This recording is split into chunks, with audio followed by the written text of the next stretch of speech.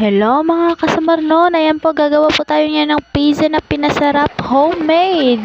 If you like this video, please like and follow my Facebook and then my YouTube channel.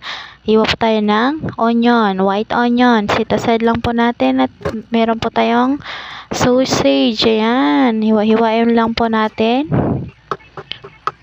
Ayan po, mabibili lang po yan sa market. Set aside. And then, meron po tayong beef loaf. Ayan. Hiwa-hiwain lang po natin sa 4. Ayan. Set aside po natin. Meron din po tayong mga pineapple sa can. Ayan, hiniwa-hiwa po natin. Yan kasi po, mga malalaki pa kasi. Ayan, hiniwa po natin. Set aside po natin. Meron din po tayong pipino na linagay. Kunti lang po ang yung ginamit dito. Ayan. At milk cheese. Tinapay nga. Ayan. Ang ating main ingredients. Lagyan po natin ng itlog. 3 pong itlog yung nilagay natin. At Alaska evap. Pwede naman po milk powder, pwede na. Ayan. Yan po ang ating mga ingredients. Ayan po. Prituhin lang po natin yung ating beef loaf at saka yung sausage.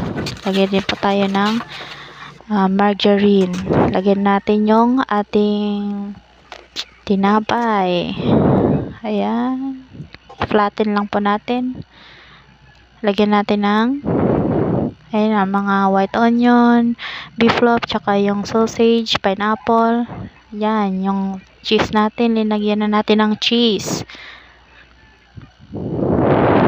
Inubos na natin yung cheese para mas masarap daw pag maraming cheese. Ayan.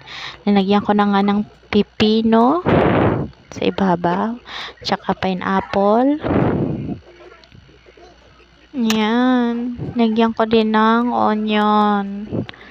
White onion sa taas para mas masarap.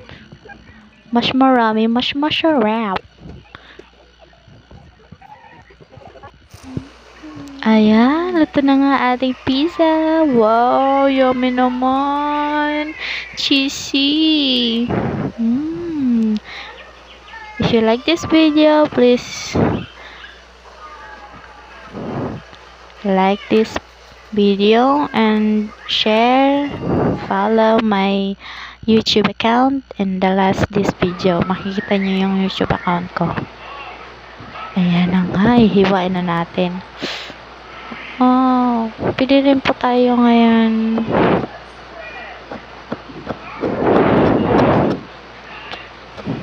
Pwede na po kayo ngayon gumawa ng sarili nyong pizza sa inyong bahay.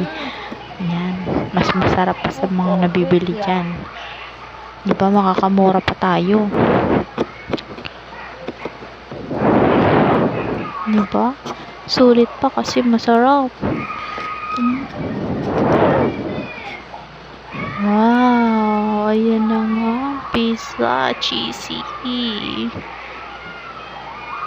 Wow.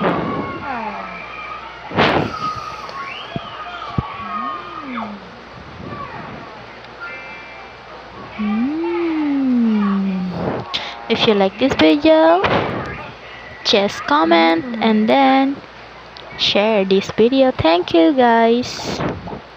I hope you like it.